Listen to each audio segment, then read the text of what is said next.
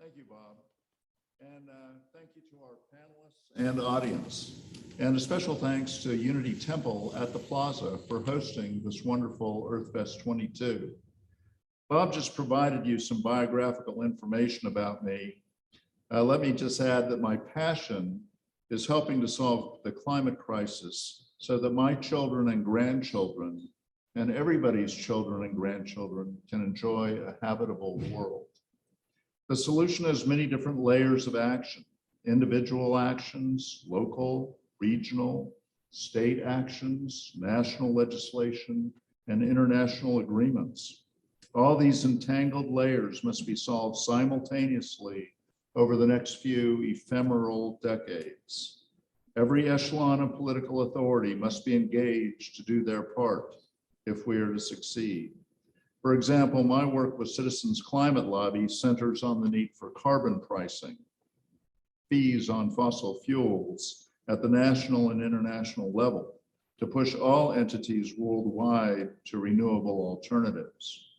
But my work as a Parkville alderman focuses elsewhere on new energy efficient building codes, building and walkable, rideable, bike rideable communities. We are fortunate to have assembled a panel of experts on all the political aspects of climate solutions. They are, in alphabetical order, Jalen Anderson, Jackson County, Missouri Legislator, Jalen. Winston Apple, author and former member of the Democratic National Committee. Mike Kelly, Mayor of Roeland Park, Kansas, Chairman of Climate Action Kansas City, and a candidate for Chair of the Board of Commissioners for Johnson County, Kansas. And Nathan Kline, Outreach Coordinator for the Green Party of Kansas City, Missouri. Let's start with our panelists telling us a little bit about themselves, their party affiliations, and their positions on climate. You each have 3 minutes, not 30, 3 minutes, and I'll give you a 30-second warning. Let's start with Mike Kelly. Okay. Well, thank you very much, Alderman, and congratulations again. Thank you. Good afternoon, everybody. My name is Mike Kelly. I'm the mayor of Roeland Park, Kansas, and also the chairman and one of the founders of Climate Action KC. I want to thank Bob and the entire council for having us out today, but also to all of you who choose to spend a little bit of time on a very beautiful Saturday here talking about the issue of our lifetimes. So I want to thank you all very much. As chairman of Climate Action KC, I'm proud to represent over 100 local elected officials, but also business partners and nonprofit leaders dedicated to working together to find regional solutions that would help draw down greenhouse gases, help us meet our climate goals, but also to promote the co-benefits of doing good things for the climate and really focusing on regional mitigation and adaptation strategies. We started in December of 2018 and have grown since then. Most recently, we worked with the Global Covenant of Mayors as well as the European Union's International Urban Regional Cooperation Program to create a regional climate action plan for the metropolitan area. We started that process in 2019 and worked through COVID, had over 1,000 Kansas Cityans put their hands on that plan in one way or another. And if you get a chance to look at it, it's at kcmetroclimateplan.org. It's a pretty robust plan that works in 9 different sectors. It's a voluntary, non-binding plan, but one that we are working with municipalities, counties, and others to help implement that would put the metropolitan region on a path towards net zero by 2050, but sub goals within that to have net zero local governments by 2030 and net zero buildings throughout the metro region by 2040. We recognize that that is a hardy challenge, but it was really the goal that we were pushed as a collective to work toward. And I really believe that local action is what's going to spur the creation of a more habitable planet. I think we've all seen that at the federal level and at the state levels, especially the states that we live in, that there's really been an abdication of leadership. And municipalities, counties, and regions have a real big role to play in implementing good solutions. And most of the time, they're the ones that are going to affect your kitchen table anyway. So it's really up to local elected officials to roll up their sleeves and get good things done. And I'm excited to talk about some of those solutions with you here today. So thank you all very much. Thank you, Mayor Kelly. Our next speaker will be Nathan Kline. Nathan. Thank you. My name is Nathan Kline, and I'm the outreach coordinator for the Green Party of Kansas City, Missouri. I have also run as a Green Party candidate a couple of times and recently earned over 36,000 votes when I ran for Jackson County Executive in 2018. I thank the Climate Council for hosting this event and for including the Green Party on this political panel. The Green Party is a very different kind of political party. As the only significant party that refuses to take corporate money, we are not for sale. We are outside of the golden cage that traps the corporate parties and can therefore serve the will of the people instead of the wealthy few. The Green Party is a global movement with active national parties in over 80 countries worldwide and in all 50 states. It is a truly grassroots movement filled with passionate and committed volunteers. We are truly the only leftist party in the United States, and our eco-socialist platform blazes the trail toward a just and sustainable world. We have long rang the alarm bells about the climate emergency, and we've been right all along. As the party that invented the real Green New Deal over 16 years ago, we continue to be way out ahead of the rest of the political establishment in this country and around the world. At this point, we have blown far past the carrying capacity of the earth due to our current model of endless economic growth that has led us to the brink of mass extinction. We are out of time for incremental solutions to the catastrophic ecological problems threatening all life on Earth. The capitalist economic model, which requires endless growth, is suicide on our finite planet. It doesn't matter if we love it or if we hate it.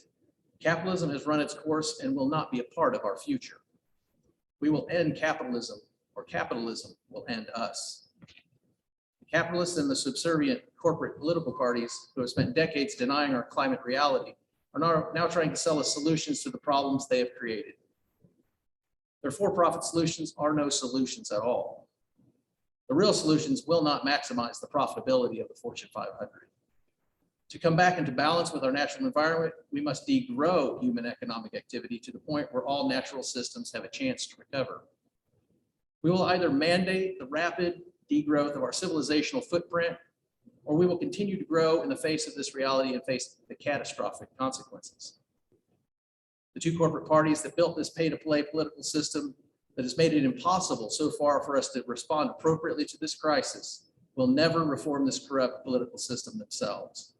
Only the Green Party holds the promise to overcome the power of money in politics, which is the first step in charting a course away from the ecological cliff we are accelerating toward presently. Thank you, Nathan. Okay, our next speaker will be Winston Apple. On February 13th, 2019, Dr. Stephen Luby delivered a lecture entitled, "Can Our Collective Efforts Avert Imminent Human Extinction?" In his lecture, Dr. Luby stated that as a result of global warming, the three most likely outcomes for humanity by the end of this century are the extinction of the human race, the collapse of civilization with limited numbers of humans surviving, or a thriving human society. The end of this century is not all that far away. An extinction means that everybody dies, everybody. And the collapse of civilization would only be marginally better, essentially a Mad Max movie come to life. And those are increasingly the more likely of the three outcomes. Clive Hamilton's book, Requiem for a Species, was published in 2010, 12 years ago. Here are a couple of quotes from that book. "The reluctant conclusion of the most eminent climate scientists is that the world is now on a path to a very unpleasant future, and it is too late to stop it. Behind the facade of scientific detachment, the climate scientists themselves now evince a mood of barely suppressed panic. No one is willing to say publicly what the climate science is telling us, that we have no chance of preventing emissions rising well above a number of critical tipping points that will spark uncontrollable climate change. The Earth's climate is likely to enter a chaotic era lasting thousands of years before natural processes eventually establish some sort of equilibrium. Whether human beings will survive, will still be a force on the planet, or even survive, is a moot point. One thing seems certain: there will be far fewer of us. Painfully aware of the grim reality of the situation we find ourselves in, some scientists have stopped working on climate research and shifted their focus to making the best of a bad situation for themselves and their families. My name is Winston Apple, and I am a climate alarmist. With regard to my party affiliation, I treat every election as a climate crisis election. I look for climate champions to support without regard to party affiliation in competitive races anywhere in the country where we have an opportunity to replace a climate crisis denier or a climate crisis inactivist with a climate champion. And I do what I can to help those climate champions win. Thank you, Winston. Well said. Jalen? Thank you, sir. Well, thank you, everyone. I appreciate the invitation to come today and speak with all of you and those online as well, and also with my fellow panelists here today. As we all have heard today, are very dedicated to the issue of protecting our climate. My name, of course, is Jalen Anderson. I serve as the Jackson County Legislator for the 1st District at large, representing all 730,000 folks in Jackson County, Missouri. I was elected in 2018. At that time was the youngest local elected in the state, and still on the run there of still being the youngest, but also seeing the amount of excitement and change that has come in our politics since 2018, especially at the local level. This is why I enjoy the local level so much, more so than the state, more so than the federal government itself. But also at the local level has been overlooked for too long. For too long, we have forgotten that any change, which has been mentioned by the mayor, any change starts local. Nothing starts from the top down. I think that's clear from not only from the economic standpoint, but also the environment standpoint of this. Before I was elected in 2018, I served as the executive director for anti-poverty programs at the Rockefeller Foundation. Before that, at the Sargent Shriver Peace Institute in Chicago. Before that, though, I was a good friend and still am a good friend, worked for Winston on his state house race all the way back in 2014 when it wasn't popular to be a leftist in any which way, shape, or form, and I'm proud to have that friendship with him. But today, I hope that we can have an honest conversation, a truthful conversation, realize that the challenges that we face can be fixed. They can be dealt with. We might not be able to solve them tomorrow, next week, next year, in the next one's term, but we can begin to start to change our outlook here locally. I think that's going to be crucial, not only from our neighborhood standpoint, a city standpoint, but also the county standpoint. Something that I'm just talking with the mayor about, how it would be great to have in Johnson County a partner to be able to talk about a regional aspect to tackling not only the environment, but several different issues. And I hope he does win his seat. And I say he will win his seat, I hope. And so that we can start those discussions. I think that's going to be crucial as we move forward. But I appreciate you all being here. I'm excited about having this conversation. And again, also congratulations on your win, sir. It'll be a great addition to the city. Thank you. Well, I think it's very important that we get people concerned about the climate. We want to do something meaningful at all levels of government. You know, I think I learned that from you, Mayor Kelly. Well said. Okay, so let's go around to the round one of questions. We've all had our opening statements, and I appreciate all of them. I thought they were all wonderful. But what now I want to home in on the expertise of our panelists. And they all have experience, but a different experience. Some are more experienced at the local level, some at the county level, some at the federal government level. So for our first round of questions, I'm going to ask them about their specific experiences at their level of expertise. And each of the panelists will have 4 minutes, okay? 4 minutes, a little bit more time than last time. And I'll give you like a hands up sign when you're getting close to the end of your 4 minutes, okay? Winston, I want to start with you. You've served on the Democratic National Committee. What legislation, what actions must we take at the federal government if we're going to meet our climate goals? The federal government needs to pass a Green New Deal and legislation providing subsidies for a lot of things. Most importantly, the manufacture and/or purchase of solar panels, wind turbines, and zero-emission vehicles, and mass transit systems powered by clean, renewable energy. The federal government should also stop subsidizing fossil fuels and pass legislation to reduce the number of animals being grown for food, which would involve regulating or banning concentrated animal feeding operations.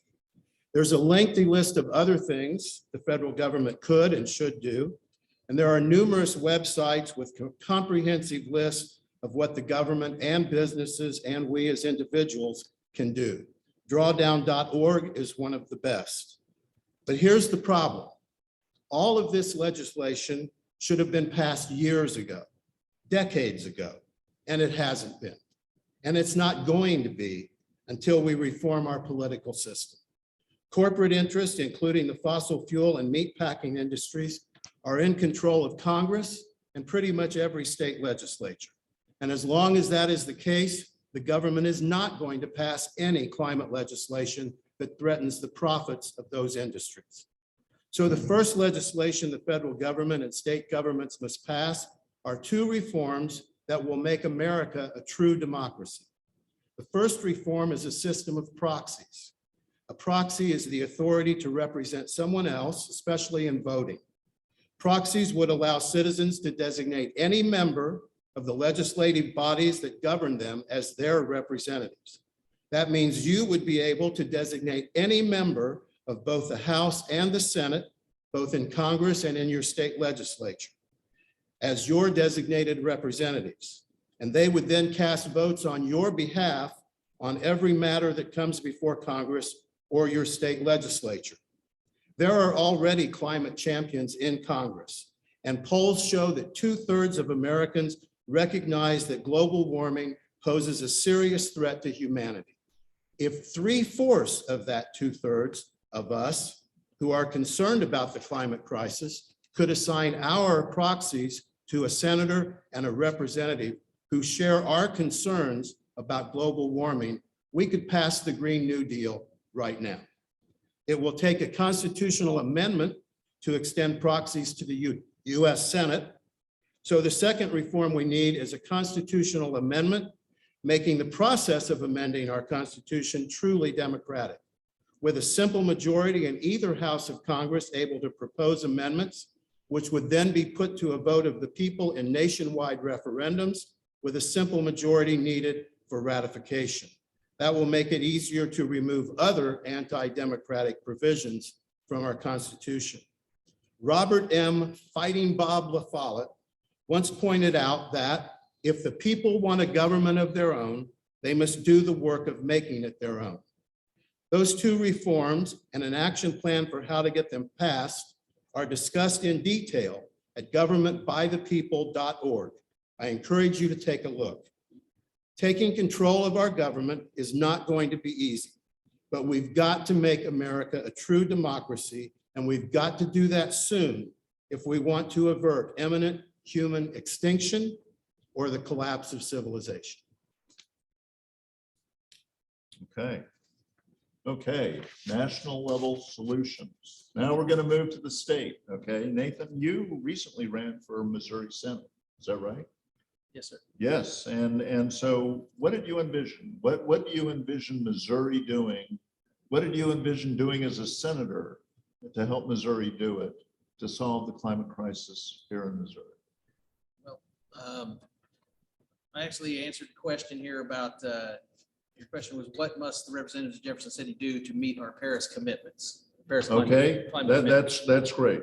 We'll go with that. Okay, so- Okay, we'll go with your question. All right, so first off, the Paris Climate Accord is a completely insufficient tool to address the climate crisis. Each country has been allowed to set their own emission targets without any enforcement mechanisms in place at all. Currently, no country is close to meeting their pledges, and many are worse than ever, including all of the worst emitters, including this one. But the real kicker is that even if every country were to fully meet their voluntary commitments, we would still be on track to reach 3 degrees Celsius of warming by the end of this century. This is well beyond the 2 degrees Celsius of warming that is the threshold to prevent the triggering of runaway global warming, which will lead to the collapse of human civilization and the extinction of most life on Earth. Paris Climate Accord, therefore, has the detrimental function of giving concerned citizens the false impression that the world's so-called leaders are seriously addressing the climate emergency. Obviously, legislators at all levels and in all countries must, as quickly as possible, outlaw the continued use of industrial materials and processes that, if continued, will lead to the deaths of most and maybe all of humanity. This necessity is not even an option for the representatives of both corporate parties that are the servants of their wealthy campaign donors. They can only consider so-called solutions that make their benefactors the most profit in the short term, and therefore they are locked in the golden cage of the growth-based capitalist model. The solutions to these unprecedented problems lie outside of that golden cage because none of them will maximize the profitability of the Fortune 500. Many of you will remember that in the late 70s and early 80s, immediately prior to the consolidation of corporate power over our once representative democracies, we actually did outlaw such criminal corporate behavior. When we discovered that CFCs were thinning the ozone layer, the world's government successfully banned the use of CFCs as refrigerants and for other uses. However, such a successful regulatory approach is now out of the question as we face an even more dangerous threat. Why are governments not responding to the climate emergency? Because of the deregulation of money's influence in our elections. Our leaders are now a little more than paid servants to their corporate donors and are locked with them in their golden cage of endless growth. Trying to lobby, influence, protest, or change these capitalist true believers has and will continue to fail. They have proven that they will not contemplate what must be done. We must take the keys from them before they drive us off the cliff. The capitalist model of endless economic growth on a finite planet is suicide in our closed ecosphere, especially since we have already overshot the carrying capacity of the Earth. It doesn't matter if we love it or hate it, capitalism has run its course. We will end capitalism, or capitalism will end us. Only a worldwide eco-socialist political movement that is truly not for sale can put people, planet, and peace over profit. The International Green Party is the only such effort underway in the world today. Only elected officials that refuse to take money from the multinational corporations that are pushing us over the ecological cliff might possibly enact the necessary revolutionary political and social transformation of all aspects of human economic activity. Only Green Party candidates make that commitment. Continuing to do what we have been doing for the last 40 years and expecting different results is suicide. Incremental solutions to catastrophic problems is suicide. We must commit to a rapid, transformational, global political movement to break us out of this death spiral that our current political system has locked us into. We don't have any more time for capitalist shenanigans. Okay.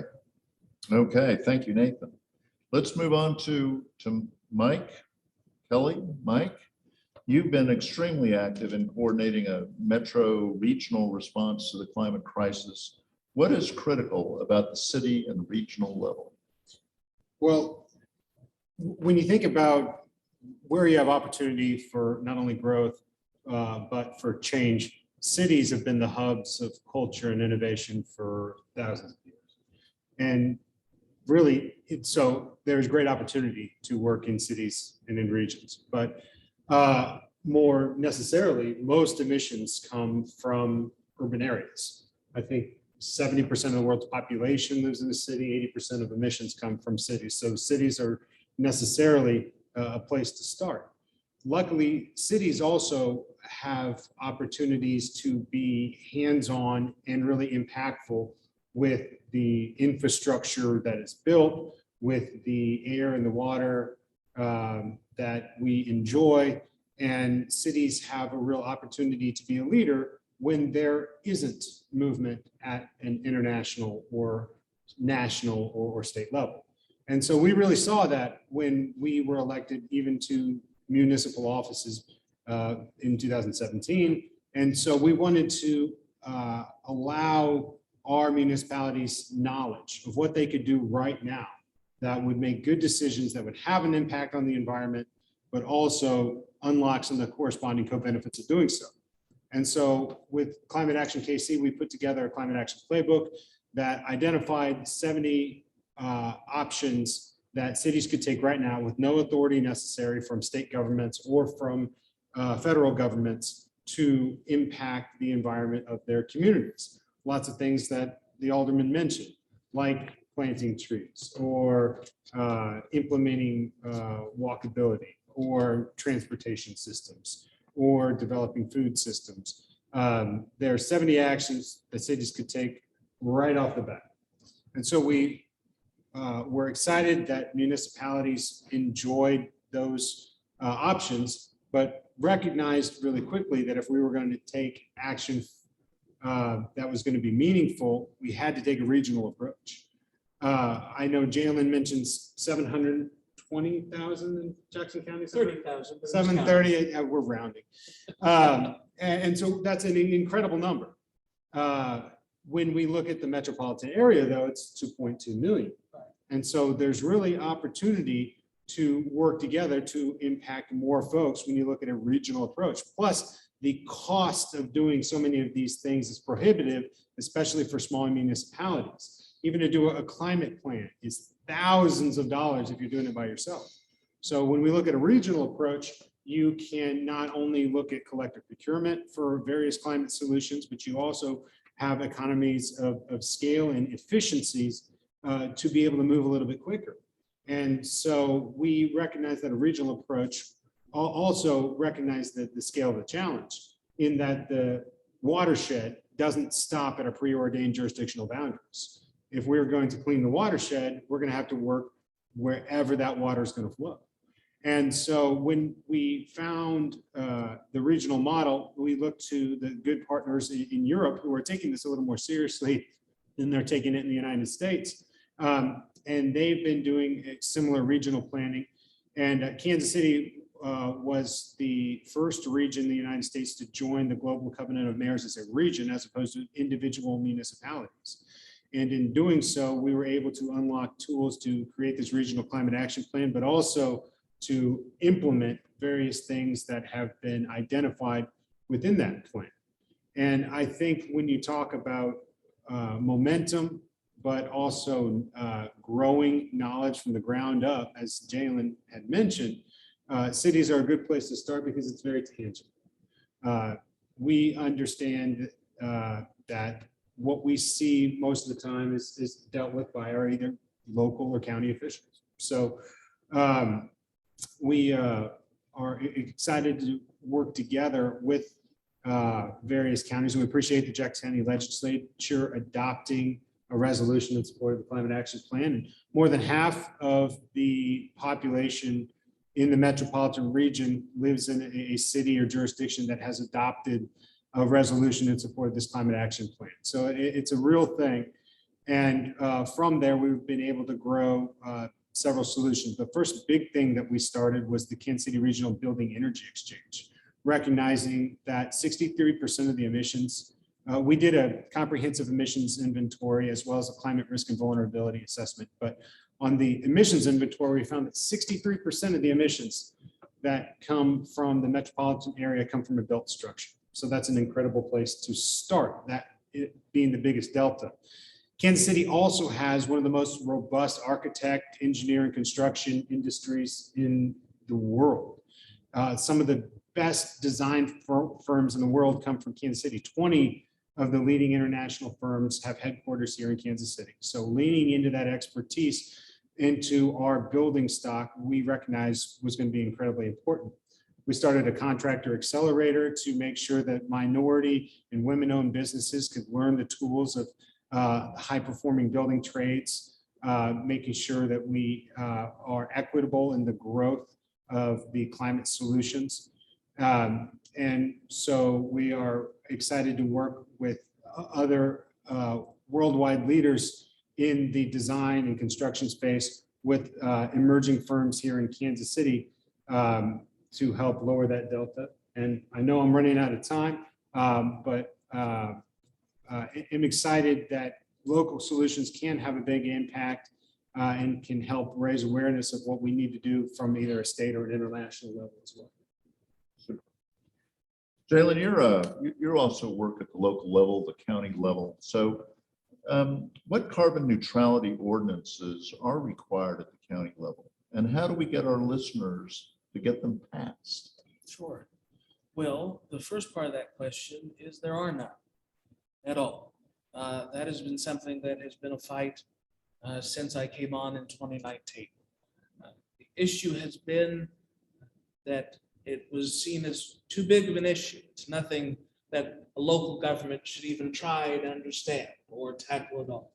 And really, how bad is Jackson County, affecting the environment? Well, a lot. By the amount of lands and different projects that we approve, having nothing in place causes a great deal of harm.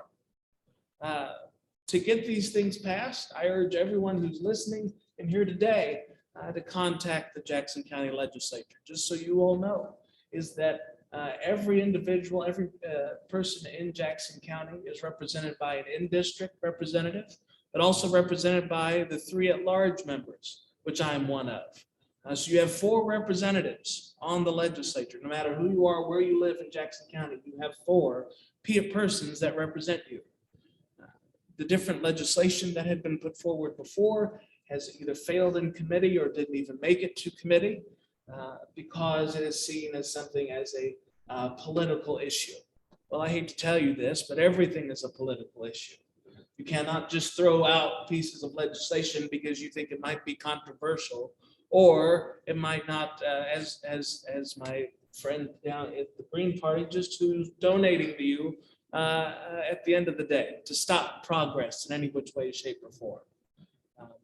I will say that it has been a learning curve, to say the least, with the legislature. You would think right now it's supposed to be 9 of us, 7 Democrats and 2 Republicans. Some days I feel like I might be 1 or 2 of the Democrats on there, and the rest I don't know which party they're a part of.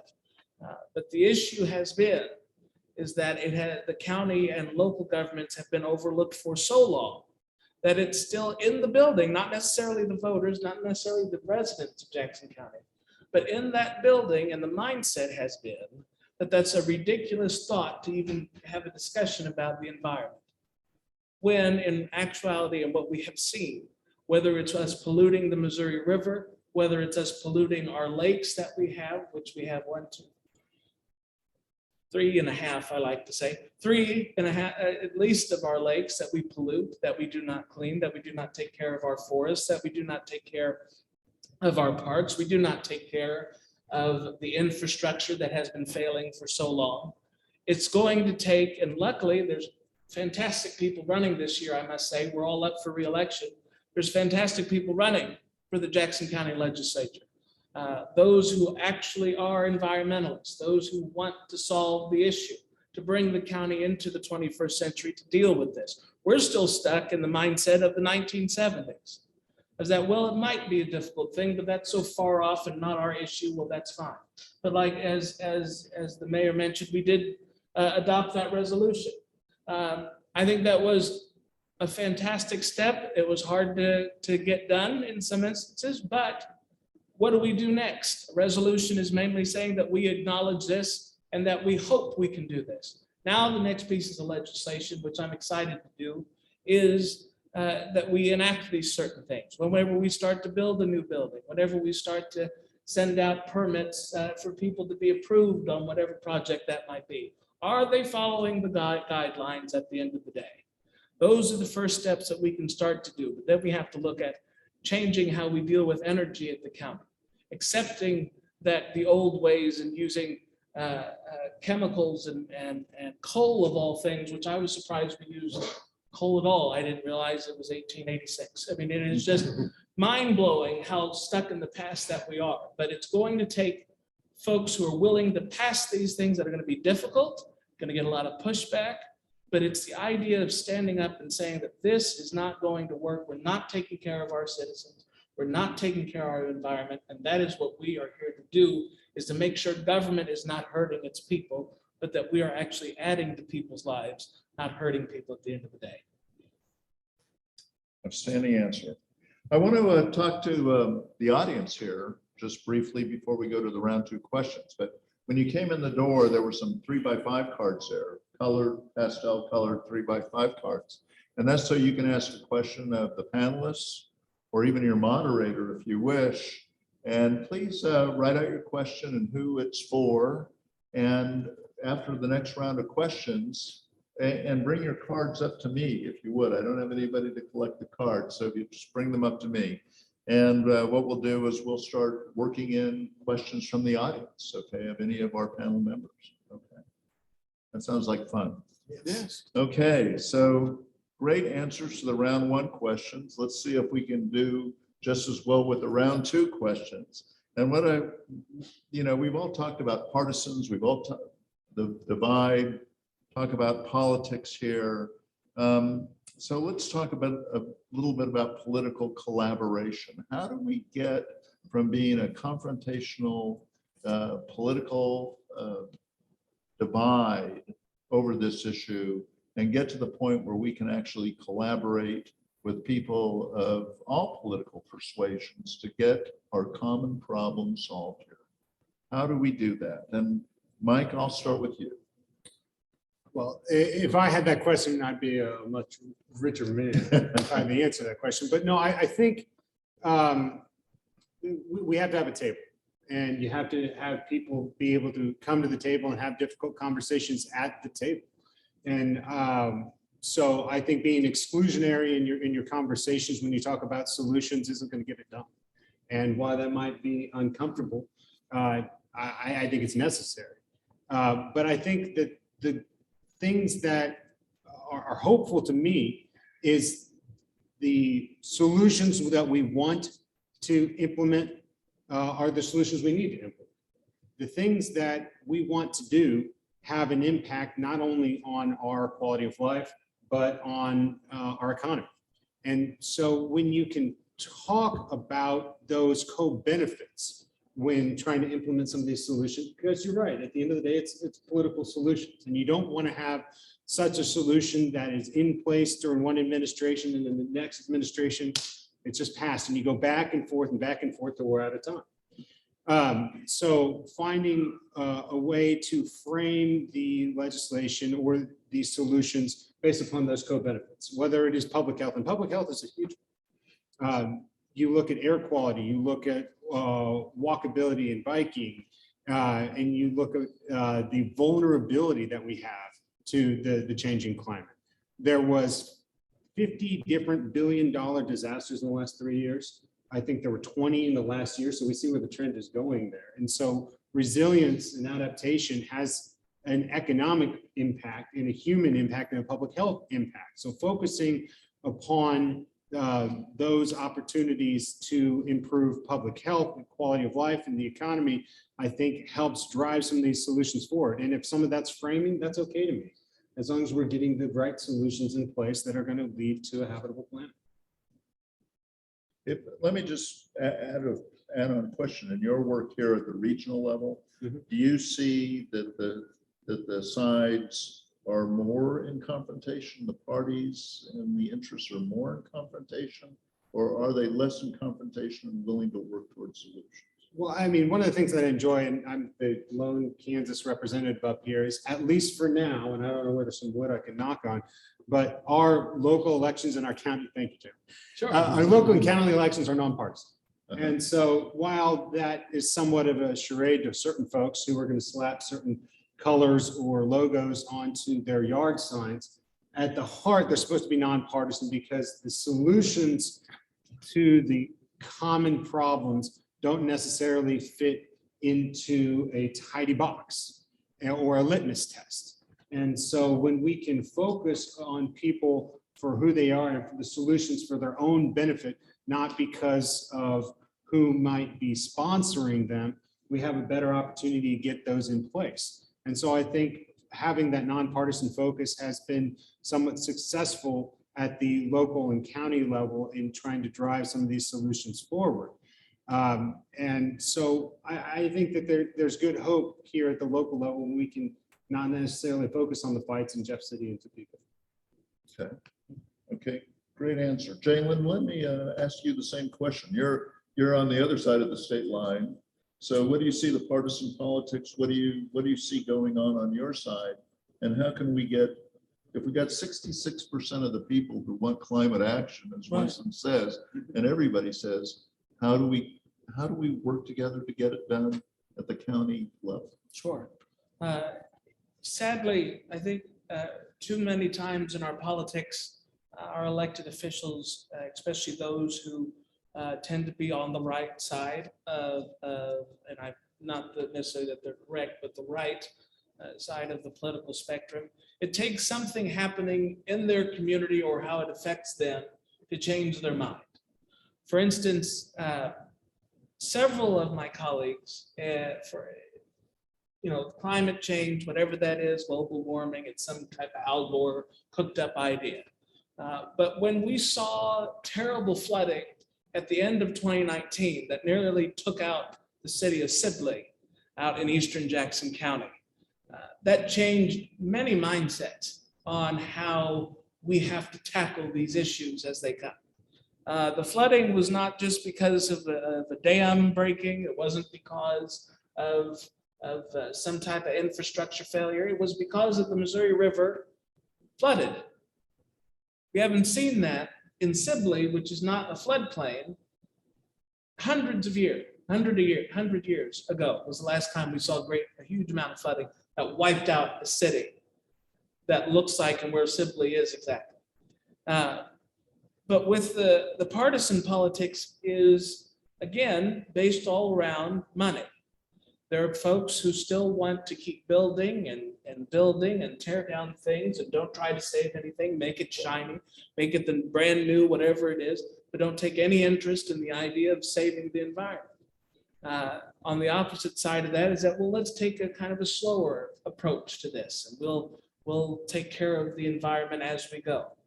Then there are some of us who, I will say 66% of us, who want to say, whoa, let's stop this completely. And if we do need something new, if we do need to revitalize an area, if we do need to have some type of progress, whatever that might be, let's then do it in a way that not only will you have safe housing or safe place to have a business, but also that you can walk outside and take a deep breath. That we can actually enjoy nature instead of it being something that we have to fear. I was talking with the mayor of Sibley, and she was scared to death on the idea of the county reinvesting in that area and helping her build up. It's just going to happen again. One of the biggest moves that I think that has been able to be done is that the legislature and the county executive talked with the Army Corps of Engineers. We talked with the Republican and Democratic mayors within Jackson County. And that is now a main focus of ours, is to make sure that we are protecting the river. And what we have found is that when we were dumping things in the river, we were creating dams so at the very bottom of the Missouri River, we couldn't even detect it. It finally came up after so much rain, so much gunk had been thrown down there. It was our own fault. Something that we should have been taken care of a long time ago. But that is the sad part, and that should not be the mindset of those that we elect. It should not have to be when a catastrophic event happens that change happens. But sadly, that's where we are. But I think that, like I mentioned before, this election is going to be crucial. If you live in Jackson County, please pay attention to who is running in the Democrat Republican primaries, and also look at the general election. But locally here, and I don't mean to demean people's thoughts, but when you're talking about lives and the safety of us in the future, we have to vote out those who say that this is a hoax, that say this isn't real. Those folks you can't even try to begin to have a conversation with, unless they change by, like I mentioned before, this horrible flooding that took place. I think what the mayor's doing is great, and I wish we sometimes didn't have the partisan election, just so that we could have an honest conversation instead of being, this is the Democratic Party, this is the Republican Party, this is the Independent Party, this is the Green. I'd like us to actually have a conversation and say, my God, something's wrong. Because when we were going through COVID, and we still are going through COVID, let me correct that. We are going through COVID, but when we were at the height and we were losing 500 people a week, 1,000 people a week, the Missouri River and all of our lakes in Jackson County were the cleanest they had been in over 85 years. No one was taking their boat out. No one was trying to dump things in the river and in the lakes. But when we talk about that with people, the majority, especially when I have my town halls, more people are receptive of that. Well, what else can we do? But the issue is that the electeds that have been there for so long, that are trying to run on the idea of what is their next political game after being elected to the county or whatever that might be. They don't see that. They don't listen to people because it's not going to get them the attention that they want. So what I'm saying is that we have, as a society, and those of us who believe that climate change is crucial and it affects all of us in every which way, shape, or form, to not only look at those who are willing to say that it is real, but willing to step up to the plate and say, look what we have seen. In the past 4 years, we saw a river that was backed up, nearly destroyed the northern part of Jackson County. Then we saw, as people weren't able to get out of their homes because of this terrible disease, we saw areas clean than we have ever seen in over 85 years. What's your answer to that? How do we make sure that we don't ruin those waterways and parks like they were before the pandemic was at its height? That's what it's going to take. And I think it's going to take an effective electorate to change the mindsets of local government. But also, and I'm thankful for this, but showing people the facts. And one of the Republicans that I serve with now votes with me with every environmental issue. We vote together on that. Sometimes we don't get a majority, but we're together on that. But that person seeing what is happening and me taking them to see what is going on, to see the displacement of people, which I hope we get into that about the housing and how it affects our most poorest communities, especially minority communities. When they see that and the destruction that it can happen here at home, to say, now let's have a real conversation about it. I'm not going to damn you too much for being a Republican or whatever that might be. But let's have an honest conversation now when you've seen what has actually happened and how it has affected our communities. I know that was long, but you know. But it was good. It was good. I couldn't possibly interrupt that. And but I will turn it over to Winston, because I think this is right up your alley and what you're trying to get. How do we take partisanship out of the climate crisis and get it to be a nonpartisan discussion in the common interest of everybody? How do we do that? Short answer is we can't. But the Republican Party Give is, us hope. yeah, Give us hope. is it around here anyway.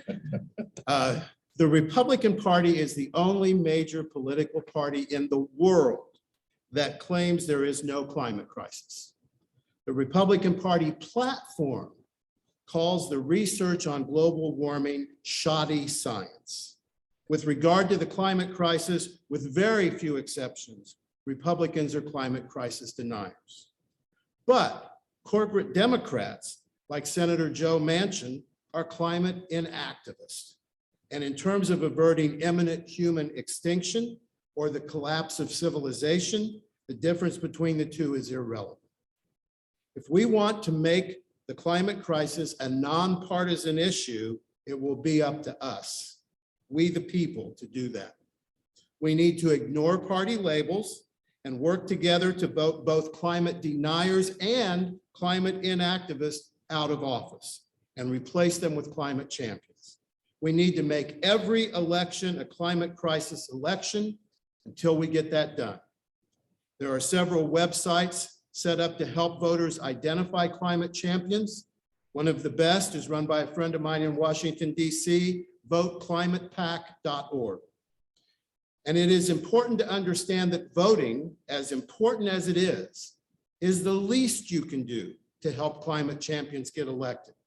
Invest some time in identifying the elections all over the country that are considered to be competitive and support the climate champions in those close races with your time and with your money. You can support climate champions anywhere in the country by signing up to make phone calls to voters on their behalf. Invest your time and make campaign contributions in close elections all over the country, wherever your time and your money will be most effective. And don't worry about partisan labels. Okay. Nathan, as a Green Party candidate, you have a special perspective on this question. I know that you have your solutions in the Green Party. And how do you work with the Green Party? How does the Green Party work with the Democrat Party? How does it work with the Republican Party? How does it work to get this agenda passed through the variety of political thought in America? Well, what I want to say is that the climate crisis is a partisan issue, but it's not a partisan issue in the way that it's normally laid out in the corporate press or even, normally talked about. Both of the Democratic and Republican parties are free market capitalist parties that are committed to largely letting the market determine if or when our society will stop burning fossil fuels and other omnicidal processes that threaten all life on Earth. Their solutions are a mix of largely useless accounting schemes like carbon swaps and tax breaks to entice corporations to do a little of what they should be regulated to do as a matter of law at all times if they want to stay in business. The partisan argument regarding the climate crisis between the two corporate parties is largely smoke and mirrors. The so-called greener of these two choices has issued more new oil and gas drilling permits per month since Biden became president than the Trump administration did. Is fighting to open up one of the largest fossil fuel leases in U.S. history in the deep waters off the Gulf of Mexico. It's currently permitting the construction of 32 fossil fuel pipelines, brand new in the U.S., and supports over $20 billion annually in federal subsidies for the fossil fuel industry. That's us paying for our own extinction. The Republicans falsely accuse the Democrats of having the Green Party's platform. And the Democrats happily allow people to think that is true while making sure that their fossil fuel campaign donors know better. The only way that we can transcend this partisan agreement is that the market should determine our fate. The agreement that the market should determine our fate is with a profound and rapidly expanding global political movement that sweeps aside the poisonous free market consensus and replaces it with sustainable alternative in every sector of our economy. The Green Party is the only political movement that's doing it. Thank you. Bob, I'm right here. I'm going to ask for questions from the audience. Do you have any online? Certainly, If you have questions, please. Go ahead. I was getting a little feedback there, but yes, we do have a couple questions. I have a question from Elizabeth, and I think this is an important question. And this is, she's sending this to all the panelists. Please describe one or two ways your climate action proposals will especially help the most vulnerable people in Kansas City metro area and other places, particularly people of color, and describe one idea to help people who may lose their jobs in the Kansas City area due to renewable energy replacing fossil fuels. How do we create a transition, a just transition? Bob, I'd like to give each of the panelists 2 minutes to answer that. Is that good? All right ahead. We'll go ahead. We'll start with Winston and move down the line here. We were talking about the climate crisis being a nonpartisan issue. The Chinese symbol for crisis is a mix of two other symbols, one for danger and one for opportunity. The unique thing about the climate crisis is the opportunity to create lots of jobs. If you look at what we need to do, moving from gas-powered cars to zero-emission vehicles, moving from burning coal and oil and natural gas to renewable energy, jobs aplenty. Most people don't understand that when we went off the gold standard, nations like the United States with their own currency, sovereign nations with their own currency, gained immeasurable power to manage their nation's economy. We could literally pass a federal job guarantee that guarantees every person in America a job that pays a decent wage. We could make Franklin Roosevelt's economic Bill of Rights a reality. The climate crisis is an opportunity to put people to work on good paying jobs with benefits. The Democratic Party platform of 2016 said that we are in favor of building a full employment economy where everyone has a job that pays enough to raise a family and live in dignity with a sense of purpose. I would put it this way. We need to guarantee every person in America who is willing to do an honest day's work on a socially useful job that standard of living. You'll have a decent home, you'll have health care for your family, you'll have opportunities for education, all the wonderful things that Franklin Roosevelt proposed in his State of the Union address in 1944.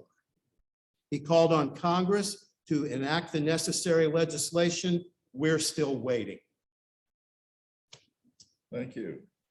Okay, let's move on to Jalen. Jalen, how do you answer that question? I think this is the question you wanted.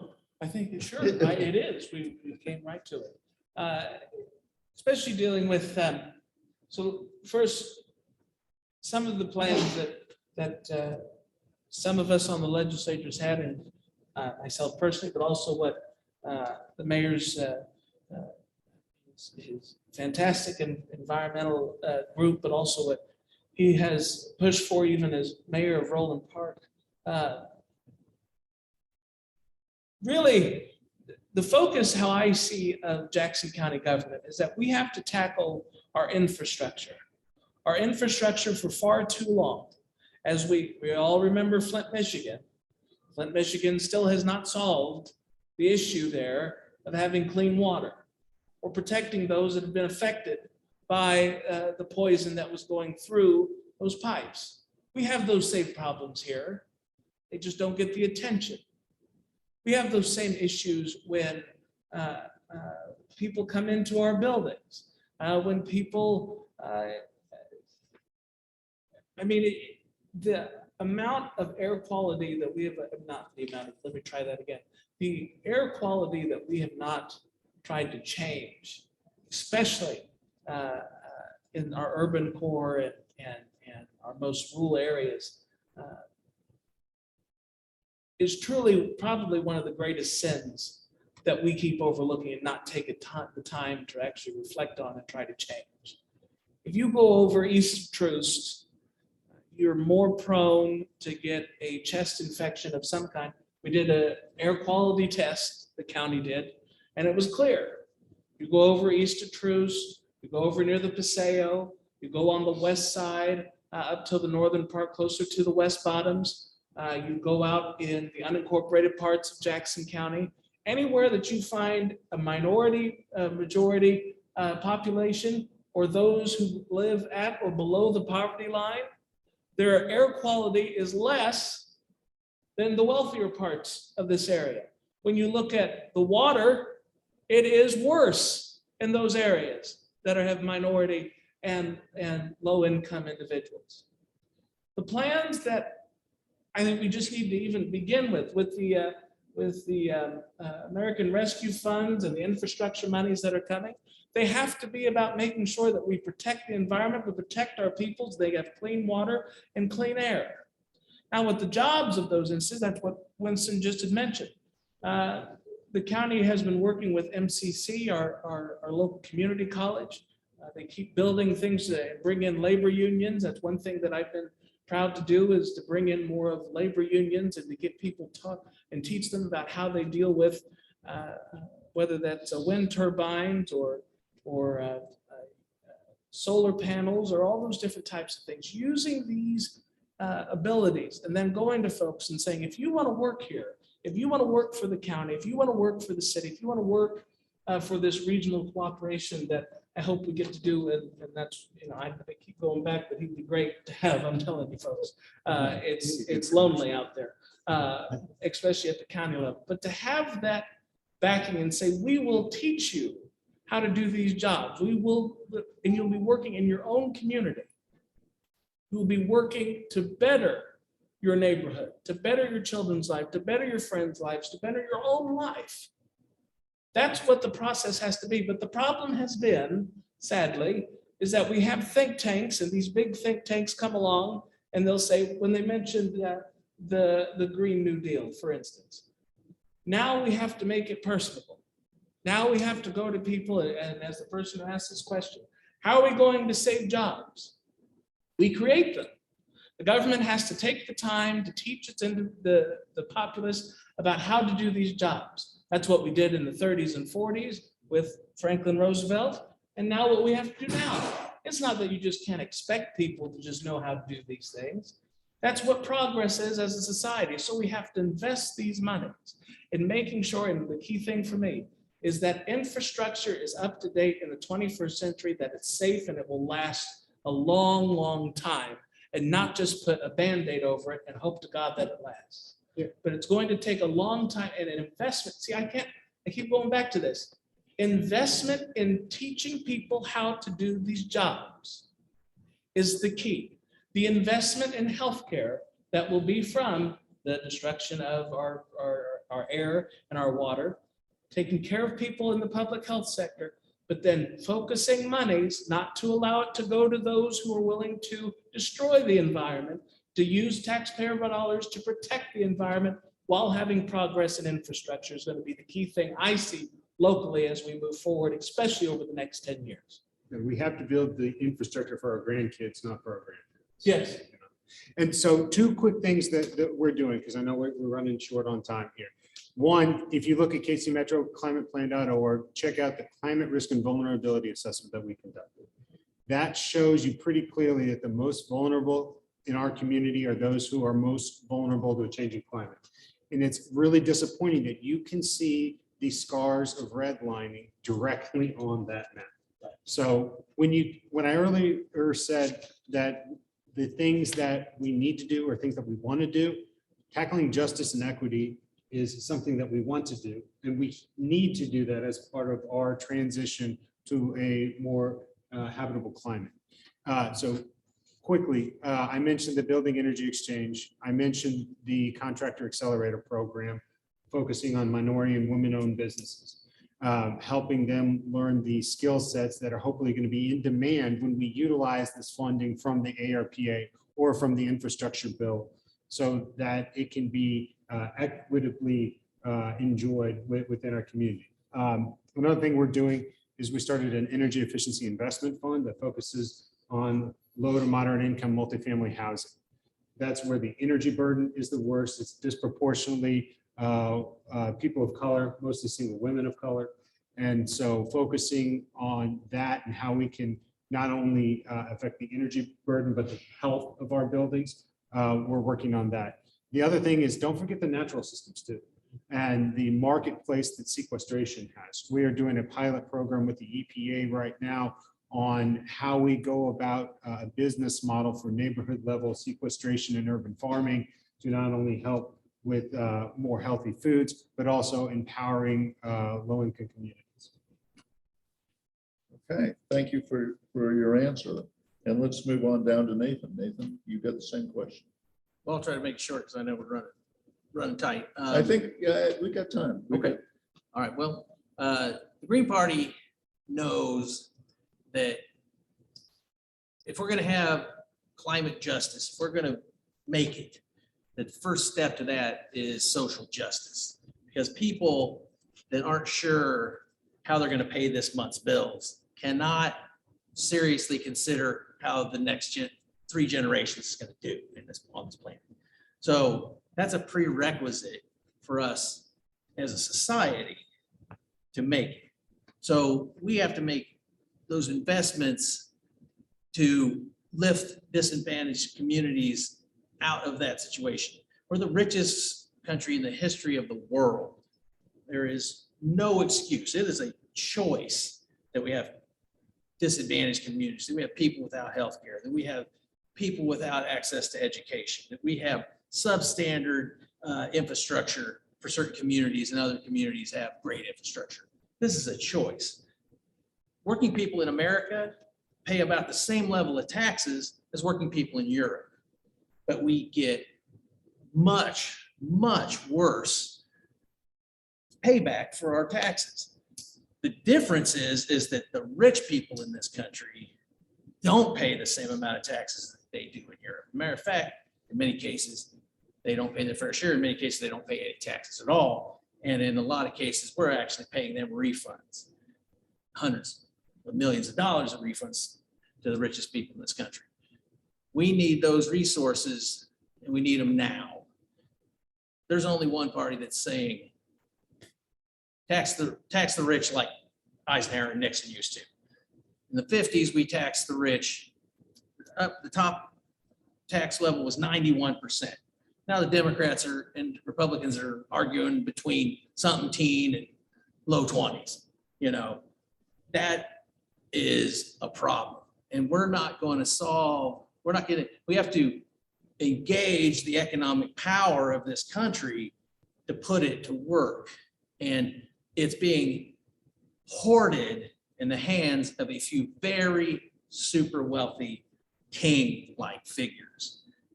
And if we can't break those resources out of those hoarded vaults, then we won't have the resources to do what we need to do. And we need a party, and there's one of them.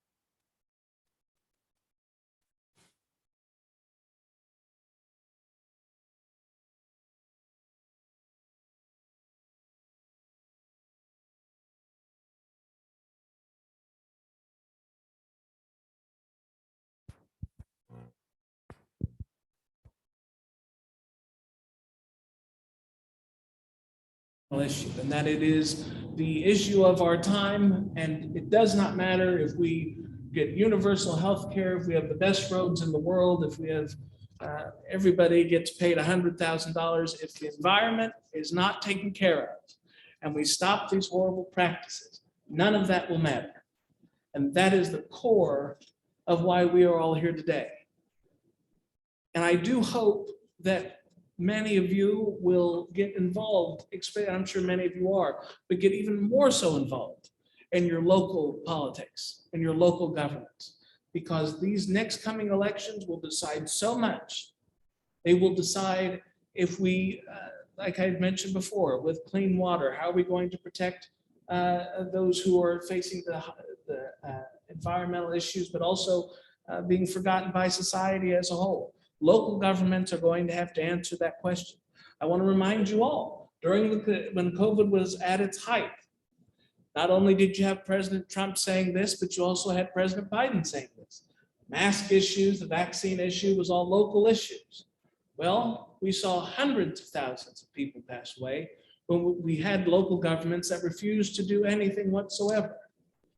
I had 20 people that I knew that were dear friends of mine pass away from COVID-19. They lived in areas that look like this, have good intentions, people trying to be involved in government. But the thing is, though, is that that was a little bit too much.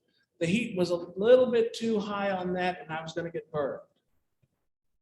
No pun intended, but it's going to work in this anyway for the environment. But we have to have those that are willing to stand up and say that what we have been doing is wrong, and that we have to turn right now. There's no time to make a long term where we'll stop and have a discussion and turn back the other way over. We have to stop this destruction of our environment now. It is going to take local individuals, local elected officials, local activist groups, and people just every day sitting by and saying, what are we doing at the local level, and not get caught up in the argument. That's something that I've worried about this entire time. When we were discussing COVID and the vaccination and the mask, of course we have all our opinions, but when did we actually solve an issue? We didn't solve an issue. We didn't try to make the society move forward. The electeds I'm talking about. The public, they were misinformed, and that fake news, as the former president liked to use, caught the narrative at the time. Environment issues is the exact same way. When we can push back the noise and push back against the deniers and say, this is our issue, don't bring anything else into this space. Let's actually try to solve the issues that we face. There's a great quote by Sergeant Shriver that says, the cure will come when honest, truthful leadership will lead our people for the next, not only year, 10 years, but for the next generation. And what he meant by that is that doing one thing a day, even the smallest thing, can affect those in the next generation. That's what we have to realize as environmentalists. Whatever we do, even when we think it is a minute discussion, our leadership in this issue will change our society for the better. And I hope that not only that we've had this discussion here, but we can have conversations at the Jackson County government. I hope any of you who are here, please see me afterwards. I'd love to have a conversation, but please reach out, please stay involved, especially in local governments, because we need you. And I know you all will be, and I'm appreciative of you allowing me to come here and talk today. Thank you. Thank you. Nathan? All right, well, I'll wrap it up with this. There is a great precedent in our country for doing what must be done in such cases when the profitability of industry is the immediate cause of a great moral crisis. I do, of course, speak of the great movement to outlaw slavery in the 1800s. At the time of the Civil War, the American Civil War, the slaves in the United States represented the single largest financial asset in the entire US economy, worth more than all manufacturing and railroads combined. The slave industry was the fossil fuel industry of its time. Although the slave industry's property was worth more than any other industry, use of its property was such a moral outrage that its property had to be taken away from these owners because of civil rights claims that far outweighed those property rights claims of the owners. Just as with the slave industry, the property rights claims of the fossil fuel industry are exceeded by the civil rights claims of future generations to exist on a habitable planet. Furthermore, there is no obligation to pay these owners for the loss of their so-called property, as the use of their self-proclaimed property is a crime. We don't pay criminals not to enslave us or to kill us. As you can see from this history, we now find ourselves in a very similar moral and political bind. Again, we have two parties unwilling to abolish the morally abominable property claims of industry. I'm here to tell you that the only way forward that has a chance of bringing about the full abolition of the use of fossil fuels in time to save our children and grandchildren is the same solution that ended slavery. A new political party must remake the electoral landscape and take power that represents our values and fights for those values, because that party is not compromised by the criminal owners that have captured the two political parties that dominate the political landscape. In the 1860s, that was the Republican Party. It's gone to hell since then. Today, that political party is the Green Party. The transition that our civilization must now undertake will be difficult, but the cost of not moving forward is much worse. On the other side of this great transition, a better world is possible.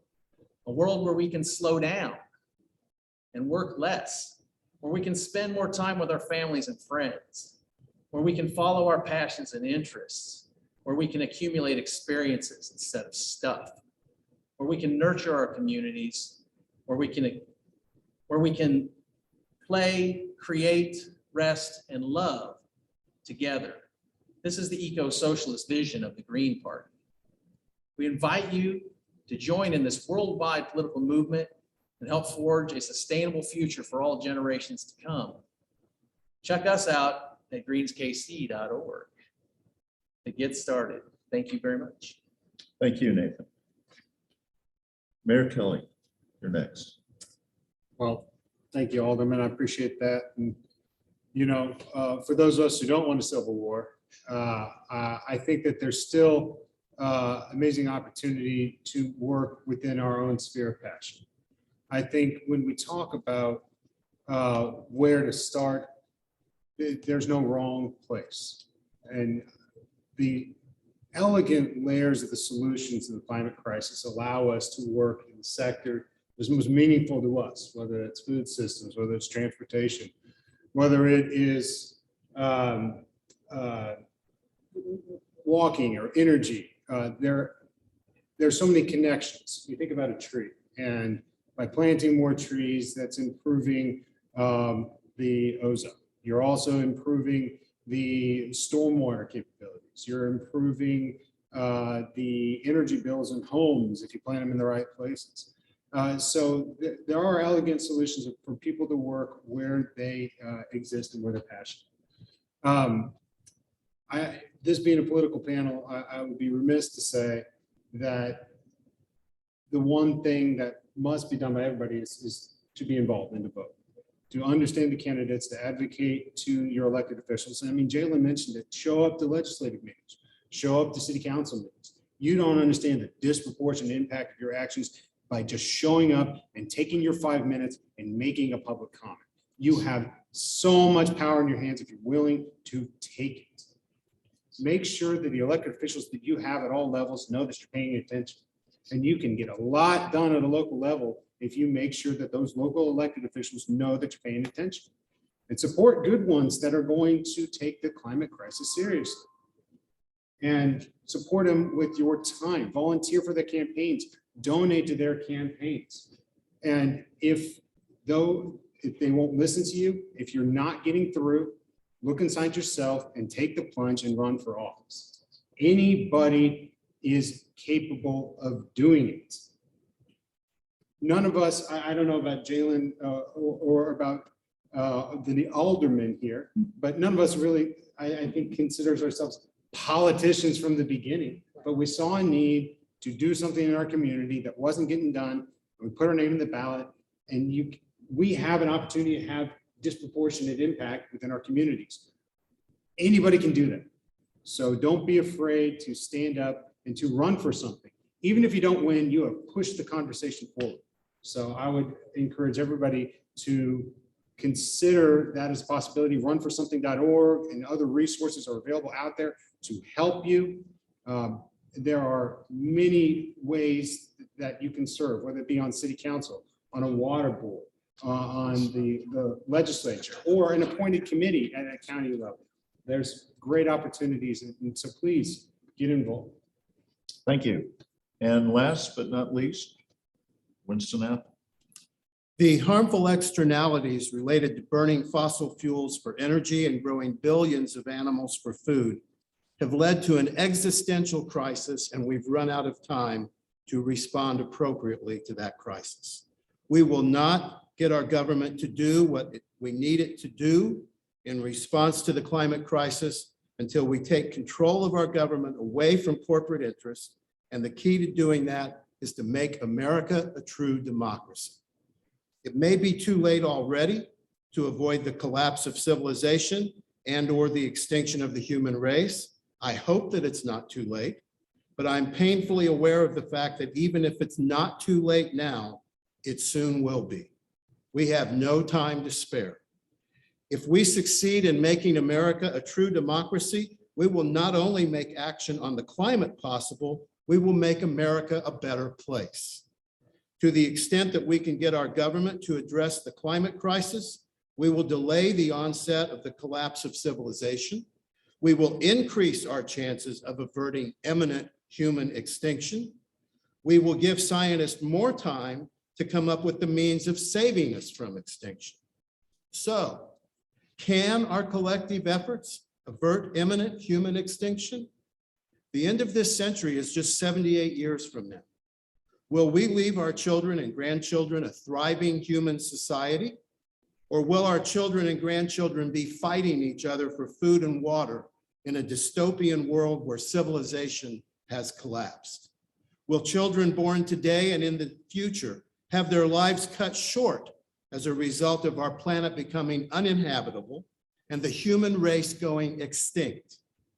As incredible as it seems, the actions we take or fail to take collectively over the next few years, are likely to decide the ultimate fate of humanity. The sooner we act, the better. The more decisively we act, the better.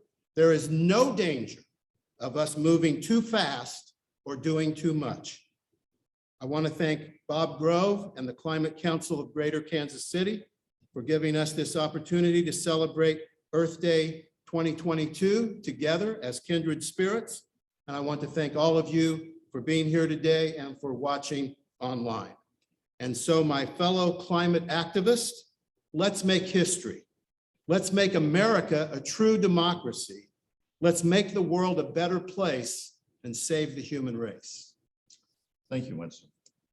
Well, we're about at the time where we need to conclude this panel discussion on political solutions to climate problems.